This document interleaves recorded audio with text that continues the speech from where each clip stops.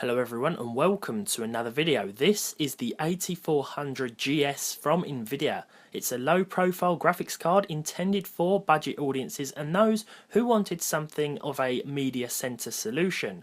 Clocked at 459 MHz with 256 MB of GDDR2 RAM, this was never really intended as a gaming card, but we're definitely going to be putting it through its paces today and seeing if this 10-year-old GPU has what it takes to run a few games.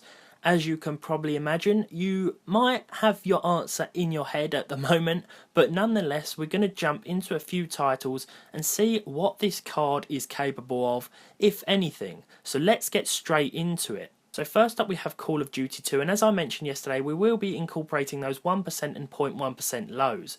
Now at 800 by 600 with the minimal settings, the game averaged out at 27 frames per second, and because of that 19.1% low and that 18.1% low, you can tell that there really wasn't that much stuttering going on, and it proved to be a pretty smooth overall experience, even though that average frame rate wasn't too high. Oblivion next, played at 1024 by 768 with the low settings to achieve an average of 29, but if we take a look at those 1% and 0.1% lows, we can see that the difference when it comes to taking a look back at that average is significant, and as you can probably tell by the on-screen gameplay, the stutter was quite horrific and the game even dropped to 2 frames per second at one point. Driver 3 next, a game that some of you may not really consider all that great, but it is one that runs well on older hardware. This game is capped to 60 frames per second, and I'm happy to report that the game averaged that most of the time, dropping to a minimum of 50. If we take a look at those 1% and 0.1% lows, you can see that they're 54 and 51 respectively, meaning that there was literally no stutter to report. CSGO next, something a bit more modern and multiplayer of course, which will strain this GPU further, although the game is more CPU intensive. Now we averaged out at 29 here, with a minimum of 0 thanks to occasional freezing, and a 1% low of 12 with a 0.1% low of 9, meaning that there was some stutter to report as well, as you can probably tell by the on-screen gameplay, so I wouldn't deem CSGO very playable.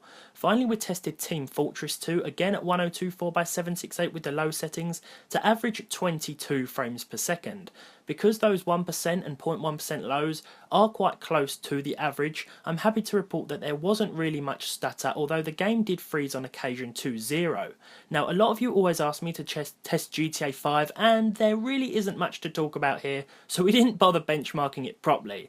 10 frames per second just was not playable. So if you're looking for some modern cars to compare this to, it's 50% worse than a GeForce 210, 60% worse than an HD 5450, and about as good as Intel HD 2000 graphics. On the bright side, it's about 300% faster than Intel GMA 950 graphics though, but we all remember how bad they were. So a lot of you guys always ask me about overclocking as well, and unfortunately I'm not so happy to report that we couldn't get this card to budge, and even if we could, I doubt it would have been a very good idea with this 2-inch silent fan attached to the front of this thing. This thing is in by no means built for overclocking, and the 8400 GS actually came in a few variants, 128 megabytes, 256, all the way up to 1 gigabyte of DDR3 memory. So if you did want to buy a card like this and you planned on overclocking it, I would advise going for the 1 gigabyte version anyway, even for those older games, and especially when it came to overclocking. So I hope you guys have enjoyed this look back at the 8400 GS, a card that, although the 1 gigabyte version would suit you best, I wouldn't really recommend picking up in this day and age. So as always guys, thank you so much for watching. I hope you've enjoyed this look back at this graphics card. If you did, leave a like down below, leave a dislike if you didn't, subscribe to the channel if you haven't done so already, and hopefully I'll see you all in the next one.